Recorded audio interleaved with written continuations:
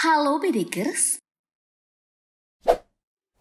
Indonesia dan Malaysia merupakan negara tetangga di ASEAN. Tak jarang dari keduanya saling beradu skill ataupun kualitas dari penduduknya. Meskipun demikian, Indonesia masih tertinggal dari negara Malaysia, terutama dalam tenaga pendidik. Kira-kira seperti apa? Kita lihat ulasannya mengenai pegawai negeri sipil Indonesia versus pegawai kerajaan Malaysia. Mari kita bongkar.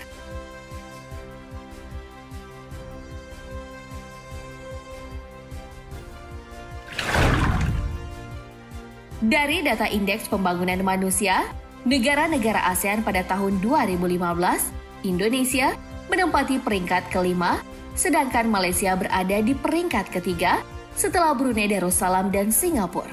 Oleh sebab itu, pemerintah Indonesia melakukan tes CPNS berbasis komputer untuk meningkatkan SDM pada tenaga kerja pendidik. Dan di tahun 2021, pada bulan Juni lalu, pemerintah membuka pendaftaran untuk CPNS dan P3K guru maupun non-guru.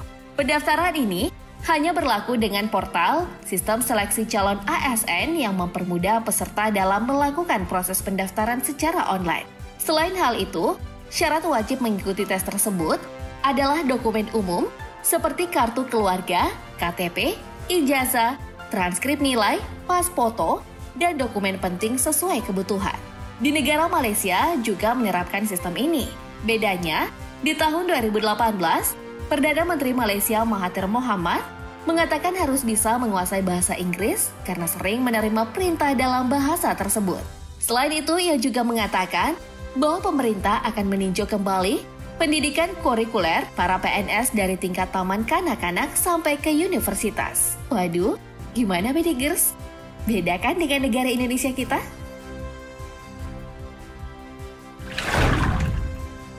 Indonesia dan Malaysia tak begitu jauh berbeda dalam pemakaian seragam pada saat dinas atau mengajar. Pada umumnya, mereka hanya menggunakan baju dinas dan batik. Tapi Bedikers, ada perbedaan seragam mereka, terkhusus untuk hari Jumat saja. PNS di Indonesia lebih sering memakai baju batik dengan variasi motif yang beragam, sedangkan di Malaysia, pegawai kerajaannya menggunakan pakaian adat Melayu lengkap dengan tampinya atau sarung meskipun tak sama. Kira-kira, seragam mana yang menurut kamu lebih menarik?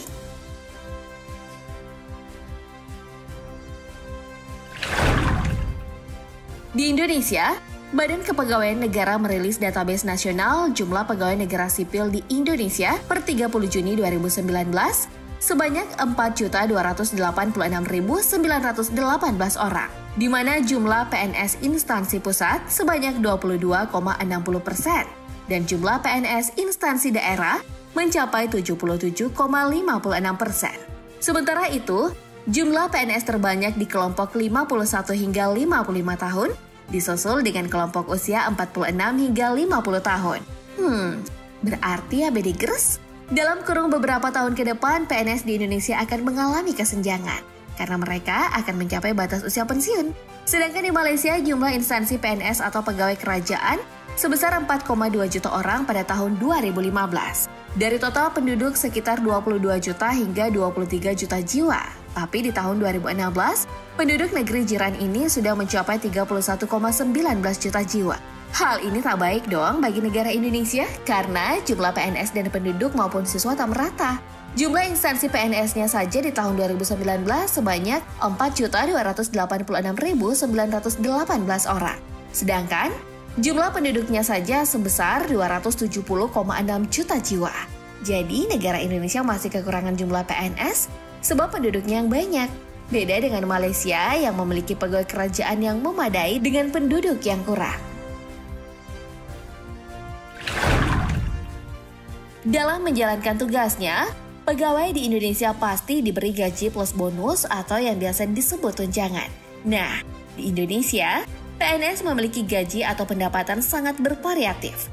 Untuk tahun 2021 ini, besaran gaji PNS masih diatur oleh Peraturan Pemerintah atau PP nomor 15 tahun 2019, di mana golongan terendah tercatat Rp1.560.800 hingga tertinggi Rp5.901.200. Besaran gaji ini belum termasuk tunjangan yang diberikan. Nah, Tunjangan yang didapatkan PNS di Indonesia juga bervariasi.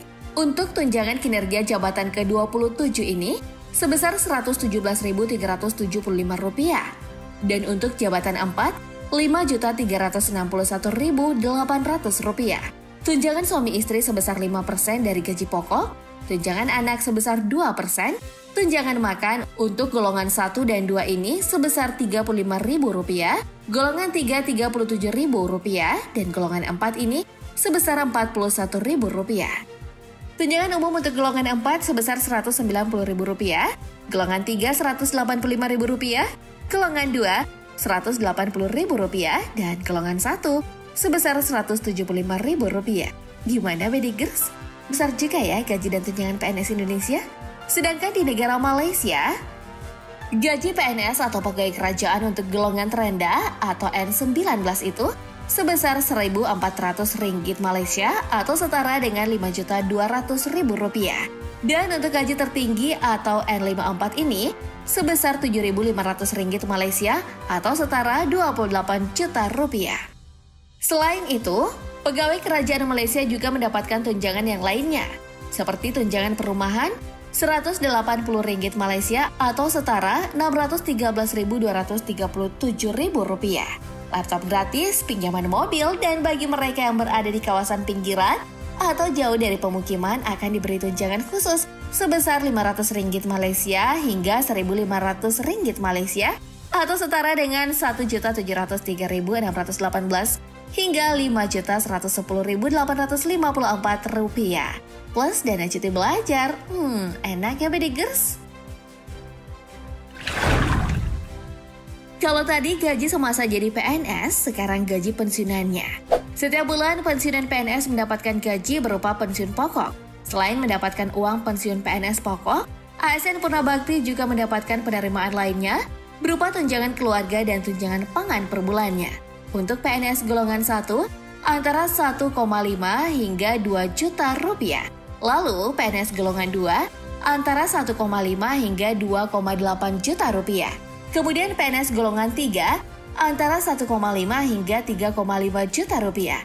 Dan PNS golongan 4, antara 1,5 hingga 4,4 juta rupiah. Untuk batas usia pensiun bagi pegawai instruktur adalah 58 tahun, 60 tahun, 65 tahun berdasarkan jabatan masing-masing. Sedangkan di Malaysia, menurut kajian yang dipublikasikan oleh Asian Development Bank, Malaysia merupakan salah satu negara yang ada di kawasan Asia Tenggara yang menganut sistem Defined Benefits. Di dalam kajian ini, ADB menyebut bahwa jumlah PNS di Malaysia pada 2008 mencapai 1,24 juta jiwa orang atau setara dengan 11% dari total tenaga kerja dan 4% dari total populasi. Total pensiunan PNS pada 2008 mencapai 0,53 juta jiwa dengan ongkos pensiun mencapai 8,1 miliar ringgit Malaysia.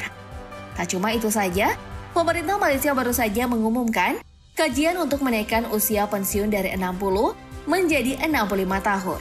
Kajian ini dimungkinkan untuk dimasukkan ke dalam anggaran pendapatan dan belanja negara atau APBN tahun 2020. Yang berarti pensiunan PNS Indonesia dan pegawai kerajaan Malaysia tak jauh berbeda.